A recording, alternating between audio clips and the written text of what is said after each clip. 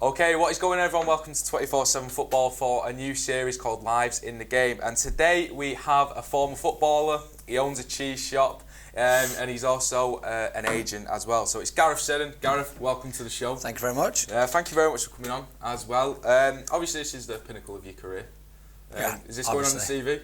This will be what people will remember me by. Yeah, this interview. That's what I was thinking. So, just a little. The format of the series is going to be we're going to be speaking to people like Gareth from around football and getting their different perspectives of what they do within the game, and also trying to shed some light on different issues from around sport as well. So we're going to talk to Gareth about his career and also what he's doing now and beyond football as well. So, is it true that you started your career out as an RAF fitness instructor? It is, yeah. Well, I obviously, like every young lad, I started off playing football for the school, for the school team, and then I ended up getting picked up by Blackburn Rovers. Yeah. And it was at a time when Blackburn were in the Premiership, and when I was there as a schoolboy, they actually won the Premier League. Yeah, with Shearer and that, yeah. Yeah. So obviously I was a striker. Shearer was there, and Sutton, and yeah, it was good, really good. And they had a brilliant academy at the time, and I was the same age as the likes of like David Dunn, and so I started there, and then I played there till I was 18ish, and then against Burnley, ironically enough, I jumped into a tackle, and the other lad jumped in as well, and his feet hit my chest, and I broke my sternum. Oh, seriously? Yeah. So it was one of them injuries where I ended up going to the hospital because I tore my lung as well, and it's quite bad. And they said, "Oh, we only ever see this injury from a car crash where the driver hits the steering wheel." Yeah. Wow. So that was the ferociousness of the tackle. So from then I didn't play for about 9 months. I ended up getting released by Blackburn, and one of my friends had just joined the RAF, and he kind of said, "Look, if you're good at any sport, join up. You'll just travel the world." Yeah. So at like 18, 19, I joined up. Yeah. As a fitness instructor, sort of like me, I'm a bit of a fitness instructor. I can see that. Yeah. As well, guys. But you've gone on to have a great career. Obviously, playing for the likes of Fleetwood, Bury, Salford, which we will get on to. But you joined Bury in 2001. You left as a stable job at the time with the RAF. Was it a gamble to do that? I think if you ask anybody who was in the RAF with me, I joined up and I absolutely loved it when I got in. But I always wanted to get back into football, and obviously training to be a PTI, I was like, I couldn't get any fitter. So I was playing at the weekend. I played for I can't remember who I used to play for, but they played in the Southern Conference. Oh, okay. So I used to play, and I think because I was so fit, and I was still only 19, 20. I think I scored something like, I think it was 18 goals in like 9 appearances and stuff like that. So obviously it attracted a lot of attention, and funnily enough, an agent approached me, and they said, "Look, you're doing really well. Let me represent you. I'll open up opportunities for you to get back into professional football." And I ended up going to Everton with Walter Smith, and obviously Gazza was there, and Rooney was like 14-year-old at the time, like 10 times better than me. And I was like, but yeah, so they were like, obviously Campbell and Phil Jevons and all that. So it was brilliant, and it kind of gave me that taste again to be a footballer again. But it just didn't work out at Everton, and one of the games that we played in the reserves were against Man United at Gig Lane. Right. Okay. And I think the manager of Bury was watching at the time, and he must have spotted me, and obviously I ended up going to Bury then. But yeah, no, it was an easy decision, Yeah. A childhood dream. I always wanted to get back into football. And obviously you went to Bury, you scored the club's 600th goal. You spent around 3 seasons there. So what was your time like at Bury in the professional game as well? And ultimately, do you think the level of the game's improved a lot since then as well? So, but ultimately, how did you find your time at Bury? Yeah, I joined Bury when they were in League One. Yeah. And I was still only, I think, 21. But we had a really young side, and I think the biggest difference is the money. The money then was £300 or £400 a week, and I think if you look at League One footballers now, they're on nowhere near that. Yeah. So I think the money in the game has obviously expanded a lot. But I love my time at Bury. It was a bit of it was difficult really, because my first season I did really well, finished top goal scorer, scored Bury's 6,000th goal, which was quite like a big goal. Yeah. But then the second season I was out injured for a year. I had a really bad back and no one could explain what it were. Then I come back and played another year, finished top goal scorer again, got a move to Rushden and Diamonds, and then from that day I didn't play football for 3 years then, because I obviously got a blood disease. Yeah, I was going to ask you, was it arthritis? It was like a reactive arthritis. It's got a long name. It's called spondyloarthropathy. And it was like, yeah. It's good on the Scrabble board. Yeah, did they actually advise you to retire? Yeah, I got told I'd never play football again. Seriously? Yeah, I got. Wow. At one point, I was having tests for bone cancer, leukemia, HIV, like everything. I was really ill. Like I thought I was going to die. Like people around me thought I was going to die. It was that serious. Wow. I was in hospital for about 13 weeks. I lost the feeling in my right leg, and because it was attacking my nerves and stuff. Yeah, it were obviously worst time in my life. And at the time, I just wanted to. I suppose it's a bit dramatic, but I just wanted to like get better. Yeah. I weren't bothered about football at the time. I was really ill. I just wanted to like make sure that I was going to live. And then obviously the doctor said, look, you're going to have to retire from football. You'll never play football again. Your body just won't get back to how it were. And obviously when you're under contract, you say because he kind of said to me, look, this could take 6 months, or it could take 16 years until it finally goes from your body. So obviously you say to a football club, are you going to pay me until it cures? And there was just no chance. So I got a payout from the PFA, and I ended up, I had to move back home with my parents. I lived with them for probably about 6-7 months, just on the settee, just couldn't get up, couldn't do anything, and then got a normal job, as you will, and worked in a factory. And was it horrible. Still hard even doing a normal job with your condition? Well, it took about 7 months until I could get out of the house and like start working and stuff like that. Yeah, but it's one of them. I'm from a town called Padiham. It's like a workers, it's like a mill town, and it's quite. I wouldn't say it's rough, but it's not an affluent area. And my dad and my mum's always been the same, and it was one of them. Right, get up off your arse. You have to go and earn some money. I don't care. I don't care. I like how ill you are. Like you're eating us out of our house and home. Go and get a job. So you took about 3 years out, unfortunately, and then you managed to get back into the game. Was that with Kettering Town as well? Yeah, well, it's first started off. I went back with Hyde. It was Hyde, yeah. So I had a friend who was manager of Padiham, and I was gradually getting. I used to go for blood tests every month, and they had to keep measuring when the kind of like arthritis in my blood. Yeah. The measures would go less and less, and finally, after about 2 years, it started to drop down, and obviously, like 2-3 years on. Like medical science and stuff, they knew a lot more about the condition. Yeah. So I just kept getting tests. I ended up feeling a lot better. Started back in the boxing gym, and I thought, right, I'm useless at everything else. I want to get back into football. I was still, what was I, 27. Still have something to give the game. Yeah. So I still thought, right, I've had 3 or 4 years out. I've got a chance to go and maybe play for another.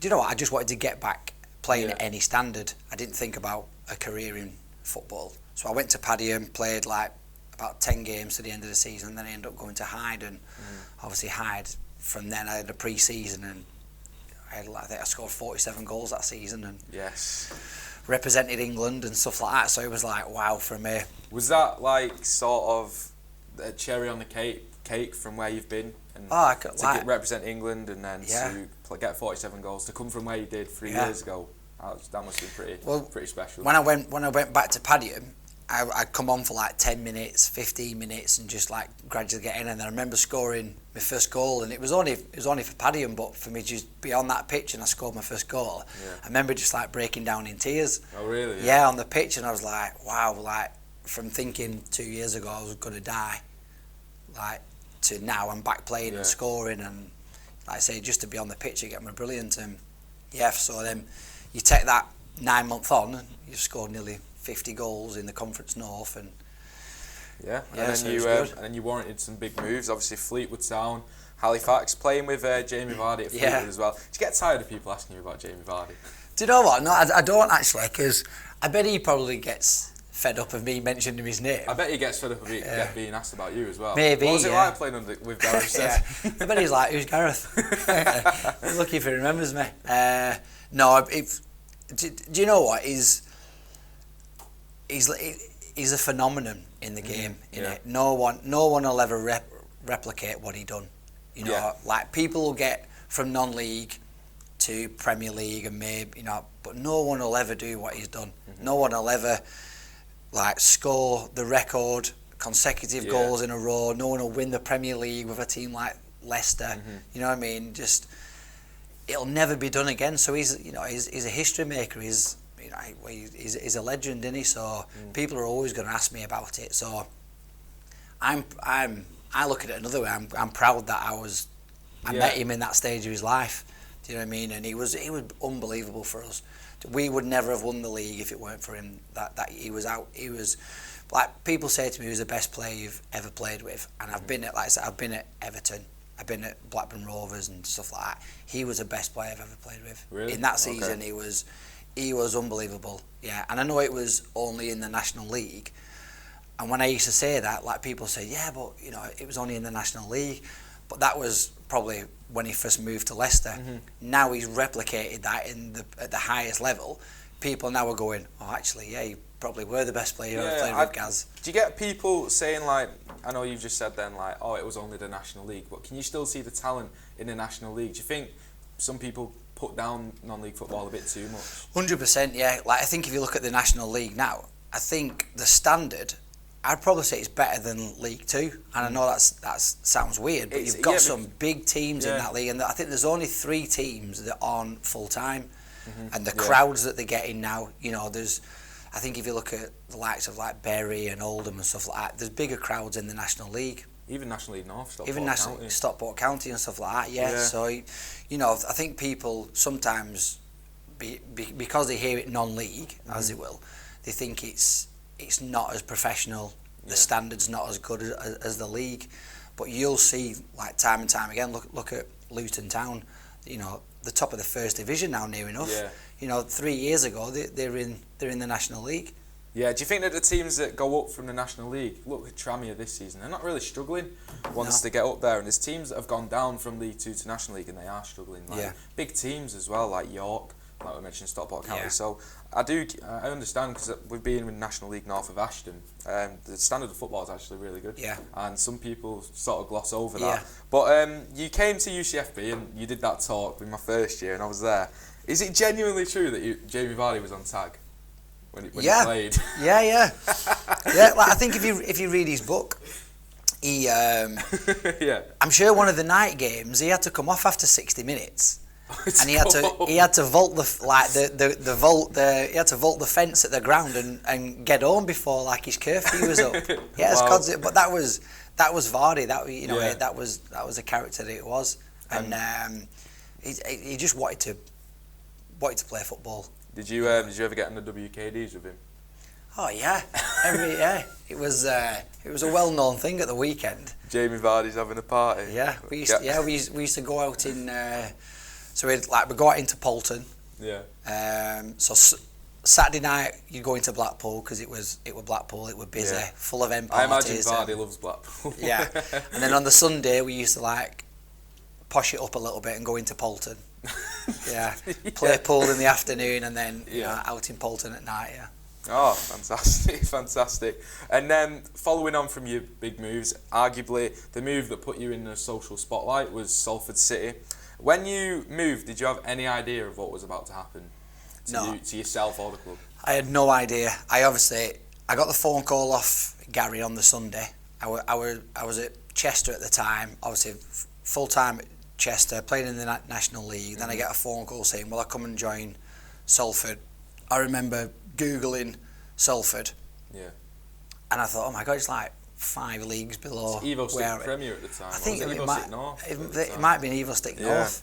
And I was thinking, oh my God, I've got to drop down like 4 or 5, or I think it might be 4 leagues here. Yeah.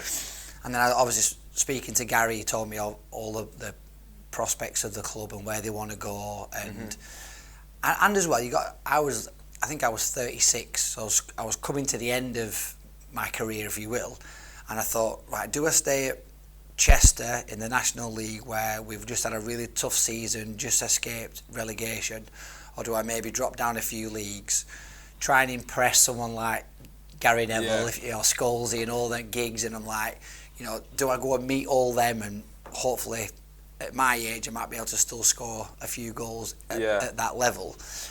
And you never know, like I always think being in them kind of circles, meeting them kind of people, that's you can't ever turn that down. So I just said to Gary, I said, look, let me have a think of it, have a think about it. And I remember him saying, like, look, like, how much do you want? And I said, well, you're going to have to match my wage that I'm on, because it's my job. Yeah. Because you're full time. Because I was full time at the time, yeah.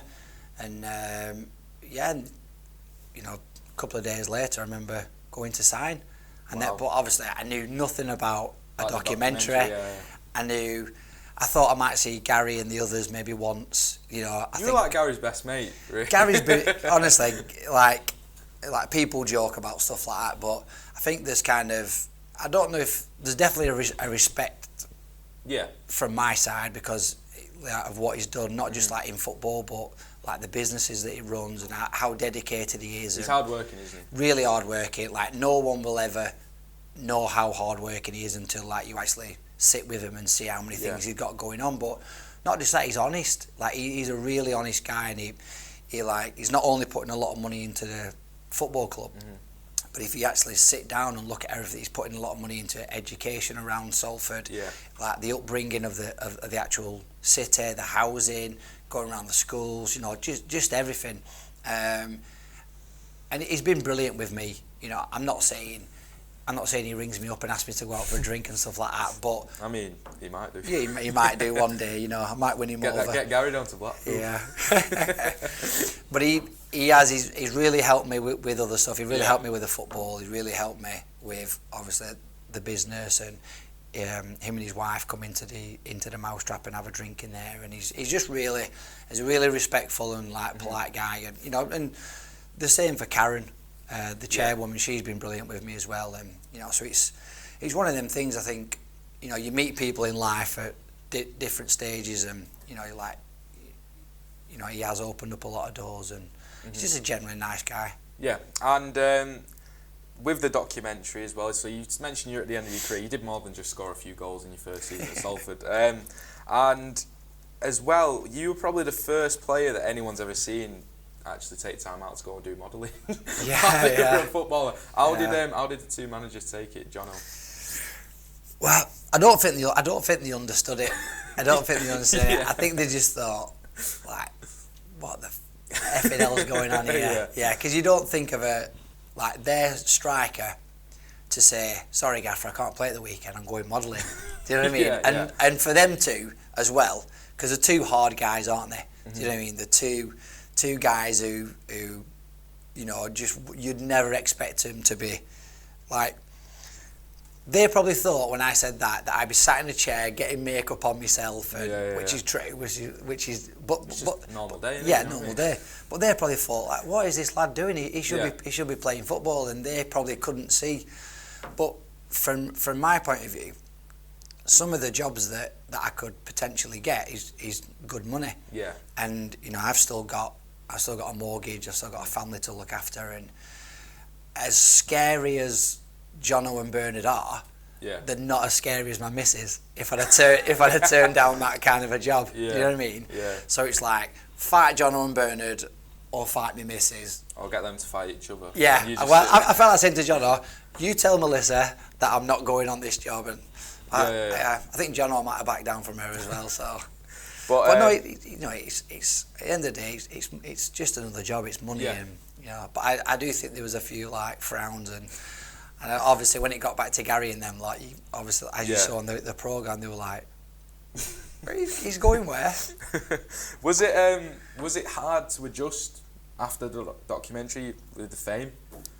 Maybe not. Like, I'm not gonna say like, oh, you walk down Hollywood and everyone knows, but I remember your status was definitely. Yeah, I remember me and Justin Bieber having lunch and just chatting about it. Yeah, I know. No, I mean, Justin's coming on 24/7 football yeah, I soon. can imagine. So. I can imagine. He talks about it a lot, to be honest. He's Posted me on as well. I did find it a little bit surreal. Yeah. Like especially quite close after the programme. Mm-hmm. I went out in Manchester and there were just groups of lads. Like Seriously, Seddon, everyone wanted to get me in a headlock for some reason. Seddon, have a drink with me. And like end up like I'd going out on nights out and not spending a penny, and I'd spend like 4 hours with random stag doos. It just got me in a headlock, like come and drink with us. And so it helped your social life. honestly, it were brilliant, and touch wood, I probably, let's just say, out of every 100 people who were nice, there might be one person who might just like go, oh, you're a dickhead, like, who do you think you are? I can handle that. Do you know what I mean? So 1 out of 100, everyone was brilliant. There were no bad vibes or anything. Everyone, I think if you watch the programme, everyone just sees like quite a normal lad. Yeah. Do you know what I mean? I take the mick out myself. Do you know what I mean? I take the mick out of everybody else, and it's all just banter and a good laugh, and I don't take myself too seriously. And I think people kind of like related to that quite a lot. Yeah. So when they saw me on the outside and I was exactly the same, they were like, oh, he weren't just doing it for the cameras. Yeah. So obviously with that newfound fame, but Salford have pumped a lot of money into the club now. They're in the National League. How far do you realistically think they can go? Do you know what? I realistically think they could get to the Premier League. Seriously, yeah? Yeah, like honest truth, yeah. Because I think if you scale it to the likes of like a Burnley or a Preston, or even a Blackpool when they got to the Premier League. Yeah. Salford's the population of the city is like 2 or 3 times as big as them towns, if you will. So they've, potentially they've got the fan base there. I know there's big clubs around them, to compete with, but the aspirations of what Gary and the others, have got for the club, that's where they want to be, and you can't get there without spending money. Yeah. You just can't do. Yeah. You have to bring in the players. I'm a Man City fan, mate. Yeah, exactly. Yeah, exactly. But you have to. But like I said, they're not just spending the money on the players and the club. Like I explained before, they're doing a lot. Yeah. So the whole of Salford is really benefiting as well. Of course it is, yeah. And that can only benefit the football club. So they'll have, like, I know Salford have got things in store to go around all the schools. Yeah. So they'll be encouraging them new fans coming through. So then, you might be talking in 10 years' time, if they're in the Championship or the First Division, they'll have an influx of new fans all coming through, and potentially if they only hit 2-3% of the population of Salford, they're getting 30,000-40,000. Yeah, and they've got the university now and the academy. Exactly, as well. yeah. So much planning that's gone into it. And are you proud to have been a part of that? Of course, yeah. And I'm proud to still be working with them as well. Like I say, I always try and help them and give something back because of what they've given me. Yeah. Not just maybe taking a chance on a 36-year-old, coming to play for them, but what they've done since I've finished as well. And like I said, that comes from everyone, from Karen to the guys involved, like the class of '92, all the way down to like Babs and stuff. Who's every time I go to the ground now, she comes out and gives me a kiss, and all the fans are still brilliant towards me. So I'm really proud to be, to be there from the start. But hopefully, in 10 years' time, I'll still be there, helping them. Yeah. So you've had a great career, as we've said, and following on from football, you've done so much. You've got a cheese and wine shop. Yep. You founded a sporting agency with Kiko. Yep. You were in a gym advert, which we will get on to, and you're still doing your modelling as well. So, how important was it for you to think beyond football? Yeah, I think because I went through what I went through with the blood disease, I obviously thought about it quite early. I got a sports science degree while I was off injured. Yeah. So I was planning for the future. I'd done my coaching badges. So when I started to get to like round about 34, 35ish, I was thinking, you know, what am I going to do afterwards? And Yeah. I'll be honest with you, for a couple of years I didn't have a clue. I thought about maybe going into coaching, you know, managing, just physiotherapy, you know, even like a sports scientist at a football club, just anything, you know. But I really wanted to be involved in football, and I knew I wanted to stay in football. Not only because it's what I know, but I've got a lot of contacts in football as well. So you know, I've got to utilise that. And obviously, DRM Sports. Free. Yes. Just I don't know how that got there. Plug that in. That was just there. We didn't put that. You didn't put that there. No, no. It came up from the ground. So they met with me. They were in talks about starting a sports agency. Obviously, they're a successful solicitors, and they talked about starting a sports agency because they can do all like the sports law, and obviously with Kiko's father of Jay Rodriguez, who's had an amazing career. So Kiko's been there and done it as a parent. You know, he's experienced the highs and lows of Jay in his career. He's seen the contracts that Jay's been offered, and he's kind of acted as an agent, if you will, through being a father of Jay. Yeah. So we all met up together, and fair play to Kiko. They were talking about it, and he said, "Look, do you know Gareth Seddon? I think he'd be great to bring on board." And you know, I was literally there from the start, and it's, you know, I think it was 2 years ago now, and it's obviously gradually built. But I think if you look through every professional footballer now, they all have an agent, and they need it. And I think in the media you see an agent as the ones with like Pogba and stuff like that earning 40 million, and you know, they do nothing for it. Gives you a bad name. It does, yeah, and it's nothing like that. I'll be honest with you, it's nothing like that. I have lads ringing me from 9 o'clock in the morning to midnight because there's something wrong, or they're not happy, or can I come and meet them, or can I speak to the club on, you know. And clubs prefer it as well, because a club doesn't want to bring a player in and start negotiating a contract, or telling him why he's not getting a contract, you know, why he's not performing, why he's, you know. They would much rather speak to what's classed as an intermediary. So then they bring me in, I can speak on behalf, and it's not only when the player's doing really well, when you can say, right, he's doing brilliant, let's renegotiate a new deal, the club want to keep him, you know, the player wants more money, etc. It's like if you're doing well at work. You know, if you do your training, you progress, you know, different levels you reach at work, your boss will pull you in and offer you a better, you know, increment on your wage. It's exactly the same, but in football, it's just you have an intermediary to do it. But with the intermediary side as well, it's also when things aren't going well, which I think is the most important.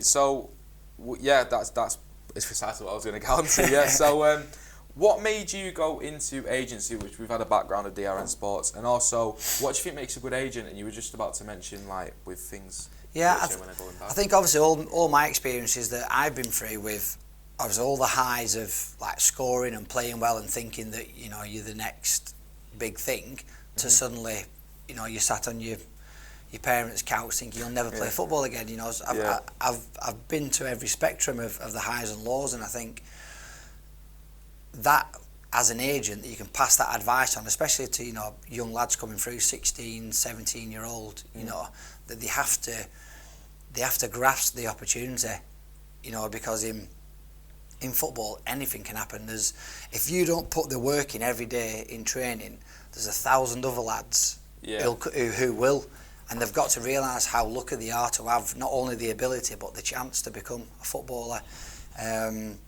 So I think to be a good agent, you know, you've got to be able to look back on your own experiences and obviously offer that to the young lads. But also as well, you know, I've got a lot of contacts in football, and I can speak to a lot of people. I can open up a lot of doors. If things aren't going well for lads at, say, like one of the top clubs you can then filter them into like your Championship, your League One clubs. You know, so they've always got that opportunity to go again. They're not being released at 18 and then just falling out the game. Yeah. You know, and I think as well, I'd like to think quite well respected in football. So if I go to a manager and I say, look, I've got a centre midfielder, he's good enough for your team, I'd like to think that I've got enough credibility that they take me for my word. There's a lot of agents who literally just stockpile lads and just send them in to clubs day after day after day, just hoping that maybe 1 out of 20 will make it. Yeah, where they don't actually look after the and with the DRN that we've got, we not only look after the player, but we look after all the needs that he has off the pitch as well. So we've set up a wealth management company. So even with the young lads, we can sort out the car finance, a mortgage for the house, pensions, insurance. Yeah. When they start, hopefully, you know, gaining better and better money, you know, say some of the lads even on 2, 3, 4 grand a week, you know, fingers crossed, you know, they make it to the very top where, like you like see Vardy's on over 100 grand a week. You know, you need to be able to like know how to look after your money. Yeah, because you see that a lot in football, don't you? Obviously, players going bankrupt after they leave the game. So, how important is it for you to look after as well with the welfare of the player? You mentioned with the money side, but also mental health as well. Is mental health really big in football? Mental health's massive at the minute, yeah. And obviously, I kind of experienced it myself with like when I had to retire. That it was mentally. You can imagine how upsetting and draining it is. But I think in football now, because it's obviously the media, how much media attention on it, how much money's in the game, how many people are involved in it, and football is very much a business now. And I think the pressures on a footballer now are tenfold of what they were when I was playing. I could play for Bury, Rushden in League One. You could leave training, you know, go out, do what you want. Nobody bothered you. Now you play for a League 2 club, League 1 club. You know, so much attention's on you. Social media. If you do anything wrong, Premier now. Just you know what I mean. Any level because of everything that's obviously like technology in the world, and obviously because there's such a high stake in football. I think the parents put pressure on the kids. You know, the players put pressures on themselves. You know. So I think mentally it's really, really tough, and I think a lot of clubs are approaching that issue by bringing people in to talk to players, but obviously from an agent's point of view as well, sometimes the players can't go and speak to the parents and say, I'm having a bad day at training, or this has gone wrong, or this, you know.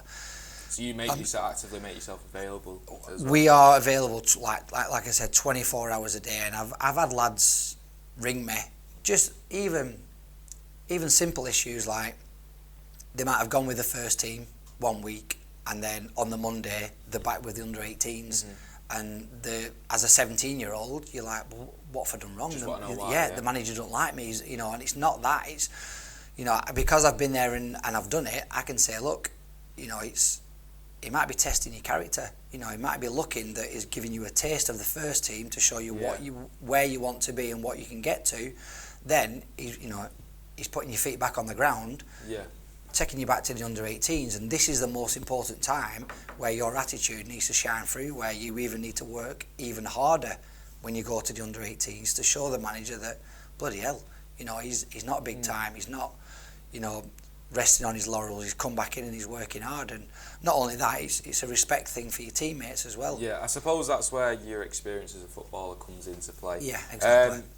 One thing I wanted to ask, I've just thought of, what was the agent you were with at the time of your arthritis, your 3 years out? What were they like with handling you then? Yeah, it was, obviously, at the very start, it was a case of kind of looking after me, like speaking to doctors, hospital appointments, speaking with the club, because it was a club who obviously sorted all that out. Yeah. But I was away from the club, I was home, or I was in hospital. So they kind of liaised with the club. And just came in and looked after me and made sure that I weren't asking any questions. You know, every question that I answered, every question that I asked, they had an answer for it. Yeah. And it just helped me to be able to cope. I weren't thinking, right, what's tomorrow bringing, what am I doing now? And so off the bat, that shows you what a good agent was like then as well. Yeah. So we'll move away from DRN. So following on from that, we're going to talk about that gym advert. What was the idea behind? Danny's been dying for me to ask this as well. What was the thinking behind the gym advert? I'll play a little bit. All our memberships come with access to the pool and the saunas at no extra charge. Ooh, salty. And if that wasn't enough, why not try relaxing in one of our state-of-the-art jacuzzis after a big gym sesh? More relax under the stars in our outdoor jacuzzi, like Steve here. And what is your actual role within the gym, if there is one? Yeah, so obviously it comes through the modelling. So I've worked with the guy who was doing the video for it. He got approached by Gym Etc. And kind of said, right, we want to do a promotional video that's different. You know, we don't just want to be a boring, this is a treadmill, this is somebody running on it, this is what we can offer, blah, blah, blah. Right, it wasn't boring. Yeah, they said they wanted something where people like went, oh my God, and they remembered it, that's class. Do you know what I mean? It was memorable. So they were talking about it and they said, look, we need someone to present it, you know, someone who like, don't mind taking the piss out of himself, you know, don't mind having a bit of a laugh. And the actual guy said, I know a lad. He's like, instantly. Gareth Seddon. Yeah, he went, Gareth Seddon, I'll fetch him along, come and meet him, it'll be perfect. So he rang me and said, look, we've got this idea for a gym advert, will you come and do a casting? So I come and it was just literally in front of the camera and I just had to talk and he just said, just be silly, like, tell us a funny joke, tell us a story, blah, blah. So I just did that and afterwards they were like, yeah, perfect, we'll have you. The favourite bit for me was either in the pool, in the jacuzzi where you pop your head up, or what was the dancing at the end? So, make sure you get online today and register your details for our Black Friday offer because here at Gym Etc, it's not just fitness.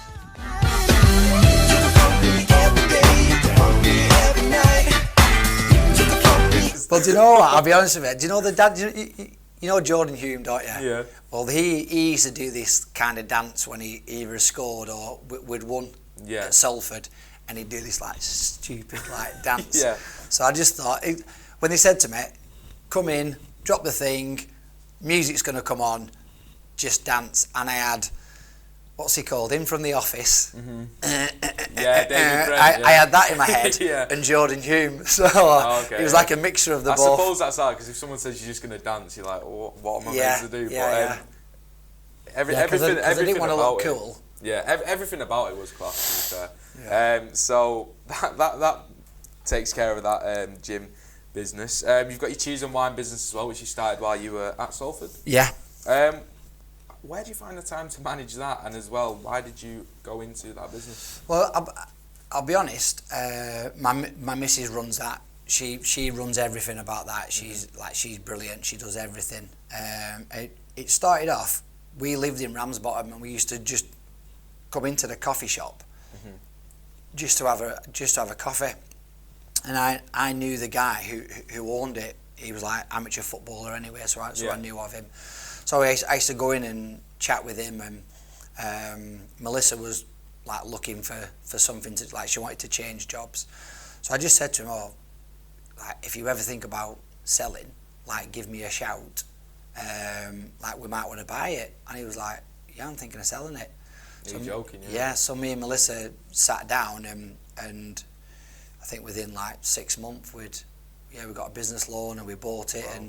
But we had ideas, because it was literally a coffee shop, and obviously you do the takeaway cheese, or you could sit down and have the platters, and we quite soon realised that that's not a market that's going to earn you any money. So we did a big refurb. We spent like 30-40 grand, and it's a proper cocktail and wine bar now. So we have cheese as well. We have all we have like the big cheese platters, yeah. So obviously, who doesn't want cheese and wine? Do you know what I mean? Exactly. It's like, but Where is it as well? So it's in Ramsbottom. And what's it It's called? called the Mousetrap. There you go. I'll put a link Get in on, the description. Yeah. So Can I it's- go as well? Of course you can, yeah. Yeah. Thank It's you on very much. Facebook if you want to come in. I'll put a link in that Yeah. description. But so looking to the future, I mean, you've pretty much conquered, done everything. Is there anything new that you want to take on or try in the future? Wouldn't mind being rich. I mean, I might being that's successful. always the goal. yeah, I've got an aim for 2009. Try and earn some money. Try and earn some money. But is there anything that you're thinking that you might want to go into as well? No, nothing particular. Like I'll be honest with you, I really want DRN Sports to be successful, and for me, success is if I can do this as a job, and it pays, and I'm not greedy. I'm not talking about like 100 grand, 200 grand a year or something. You know, if I can look after footballers and go and watch them, you know, when they're making the debut. Like I went the other week, one of our lads made his debut for Fleetwood, and it was it was amazing to go and watch him play. And it was like I was like a proud parent. Yeah. Do you know what I mean? And you know, so if I can make a success of this agency and look after lads and be involved in football, and it you know it pays enough for me to, you know, for a wage for me to be happy, then I'll be happy with that. That's what I'd see as successful. So that's the goal, the RN Sports. So we put a Q&A out, so people just ask you a few questions. So I'll get on to that now. So we had one from someone called Scott Talbot, and he said, as your first, who is the second best striker of all time? I don't know who said that you're the best striker of all time, but yeah. Second best striker? Well, what, am I number one? He said as your first. As I'm first, brilliant. Well, that's Do you want to get him in touch after? Yeah. Is that you, really? That's my mum, that, actually. She's got a false name. It's got to be, like I say, you can't look past Vardy. Yeah? Yeah, it was, All time? Oh, do you mean like... Yeah, just the best striker of all time. Oh, I used to love Alan Shearer. Alan Shearer yeah. was my hero. Did you ever get to train with him at Blackburn as well? Well, because I was a lot younger, so I was under 16 when he was like... But we used to, at the next pitches, so we could see him training. Yeah, we'd see him in the canteen and stuff like that, yeah. But he was my hero because, obviously, I think probably as a player, like Thierry Henry, you know, I think as like technical ability and like he was outstanding. But Alan Shearer as a striker, he just put exactly, and he was just so brave. He just did. He was a bit like me. Didn't have a trick, so he had he couldn't do a Cruyff turn, or you'd never see him doing a step over. But if you said we need someone to score, Alan Shearer. He scored some cracking goals. Oh, it's class. As well. My mate Tom actually asked, what is the best goal you've ever scored? Oh God, there's so many. Oh God, can't I even think of any. I've been quite lucky because I think as I got older, you know, you get more tired during a game. Yeah. The ball used to drop, and I might be 50 yards out. You think like a couple for Salford. I just used to hit it. The one on that the volley. They just used to fly in. The one that I think of is against Ashton United. Yeah. Do you know that half volley into the top corner? Yeah, playoffs as well. Playoffs, Wow. semi, But that was a good one because it was more like, I think the whole meaning behind it. Yeah, the documentary built up to it. It did build, and it was my second season. So the first season I scored 30 odd goals, like we'd won the league. Second season I got injured in the second game. You did, yeah. I tore my medial. I was out for 6 months. The club had already decided that they were going to get rid of me because I was on quite high wages. So they wouldn't put me, on the pitch. I just couldn't get on the pitch.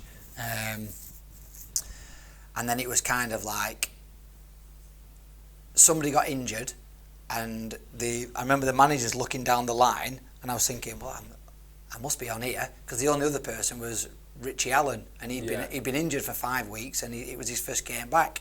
So I'm thinking, right, I'm on here, and then they called Richie Allen over. He'd just been, he'd had a bad hamstring for 5 weeks. I was thinking, it just infuriated me. He went on.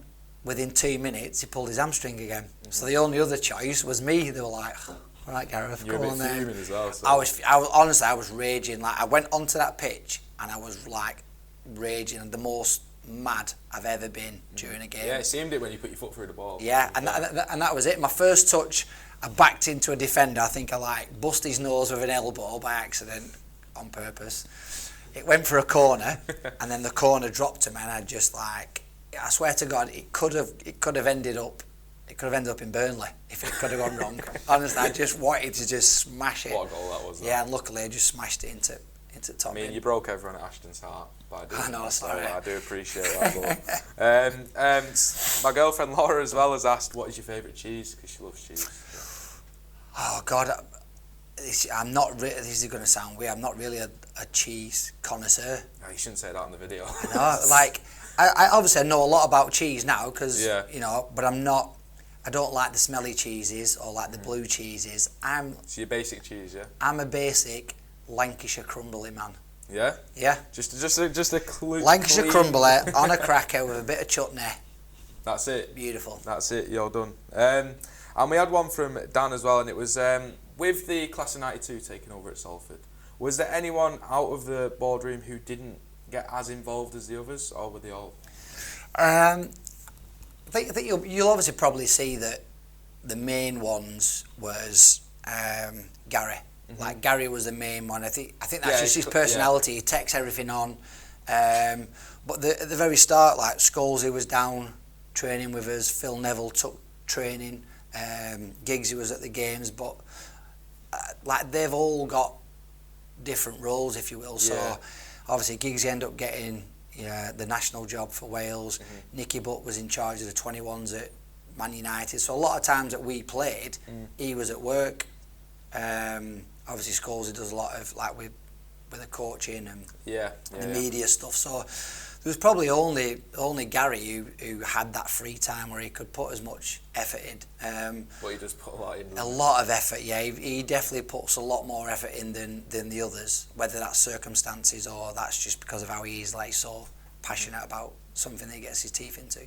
Right, I think that just about sums it up. Thank you very much for joining us, Gaz. Top man, thank you very much. If there are any footballers out there that are in need of an agent, DRN Sports. But other than that, thank you very much for watching today. Thank you very much for Gareth coming on the show. Subscribe to the channel, 24/7 Football. They should definitely subscribe. I will. I'm getting on now. But I'm on it. Subscribe to the channel, like the video, check out our other content. We're going to be doing a bit more from this series as well once we get guests lined up. But again, Gareth, thank you very much for coming on to the show. Thank you very much for watching, everyone, and we'll see you next time.